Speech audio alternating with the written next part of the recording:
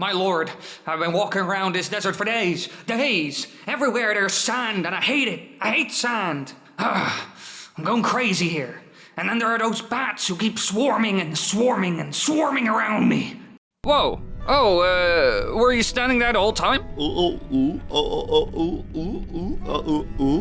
Oh yeah, no, I'm fine. No problems here. Now tell me, why were you looking at me like that? Are you spying on me? Oh, good. You know, I'm on a very ominous assignment with overtones of extreme personal danger. I'm Doctor of Journalism. This is important, man. I'm here to research these strange lands, because believe me, there are a lot of mysteries here that need to be solved. And so, you will come along with me on this journey to uncover the secrets of this Sand Kingdom. Ah, nonsense. Come, follow me. This will be fun. Also, I almost forgot. You want a beer or some ether? Oh. No? Oh, well, never mind then. Let's go. We can't just stay here. This is bat country. Now, the people who inhabit this place are the Tostarinians. They are some sort of skeletal beings that dress in traditional Mexican clothing, including sombreros, ponchos, the whole 9 yards. And a lot of the times you will find them playing instruments like the maracas and guitars. Overall, they are a colorful and happy bunch, living in this huge desert filled with all kinds of ancient structures. However, at night, things get a bit, freaky here.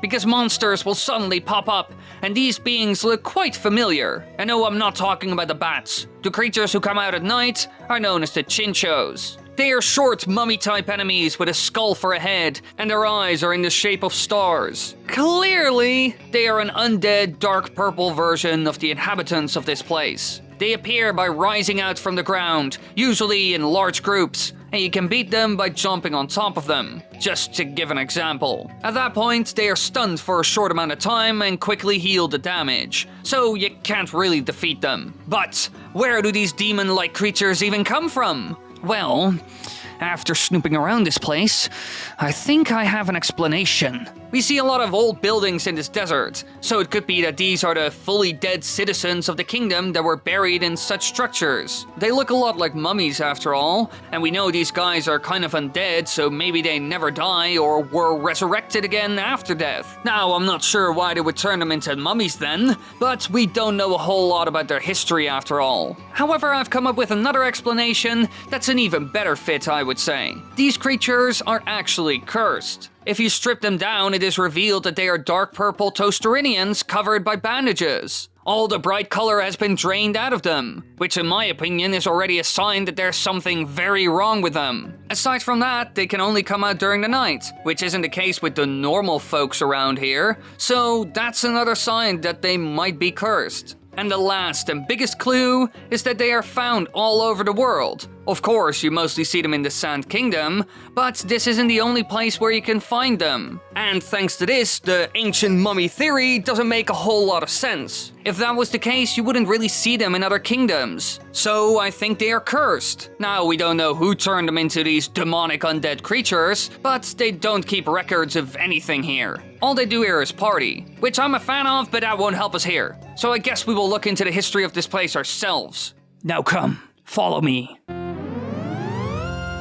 Alright, here we are. This is the place where you can find Nucleotech, the god of this land according to the people who live here. Because I think we can find a lot of information here when it comes to the history of this land. For example, where do all these structures come from and who actually made them? Now, answering these questions is actually quite simple, because the buildings found here are covered with clues. All we have to do is look at the walls of all the ruins and old structures found around the Sand Kingdom, because Nucleotech's face seems to be carved into the walls of all the ruins, the inverted pyramid, and many other stone structures in the region. So clearly the people who made these structures must have worshipped this gigantic stone god. And I'm quite certain that the Tostarinians weren't the ones. Their houses and shops look very different from the ruins, and they don't worship Nucleotech. I mean, it's always an option, but it doesn't seem to be the case. Personally, I think there's only one other group of people that could be responsible for this. The Moais, a species of living statue heads. And in a lot of ways, they look very similar to the stone god under the pyramid, and they are mostly found at the Moai habitat. These guys are quite weird. They can see a lot of hidden stuff with their special glasses, which we can't. I mean, I'll be honest, I got some amazing glasses as well, but I can't see anything they see, even if I use stuff from my suitcase. Oh no, he can't know about the suitcase. If he finds out about that, he will report me to the cops and they will run me down like a dog. Never mind, that doesn't matter. The point I'm trying to make is that these guys have some strange powers, look like knuckle attack, and are found in this part of the world. So I think they originally lived in these lands, worshipped the big head in the sky, and also built all the ruins and probably the pyramid. And at some point they were pushed back to this smaller area of the Sand Kingdom, and the Toasterinians took over. Now we don't know why, but it does seem to be the case. And so the old structures fell apart and became ruins. Mere tourist attractions for the demented mind. And Knuckle Attack remained below the sand, of course. Sitting there, doing nothing really. Until Bowser came, of course. And to tie back to the previous theory, it could be that Knuckle Attack and the Moai cursed some of the Toasterinians. They are also found down below the desert where you can find Knuckle Attack after all. But this isn't all, because the Toasterinians are also afraid of the Moais, and that's probably the case when it comes to Knuckle Attack as well, even though one of them is harmless and doesn't attack anyone. So why are they afraid? Well, we don't know, but I bet something happened, and now they run or are engulfed in fear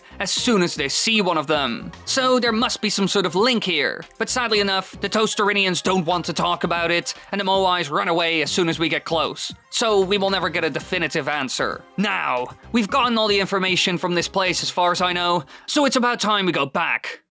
What was I doing here? What was the meaning of this trip? Was I just roaming around in a frenzy of some kind?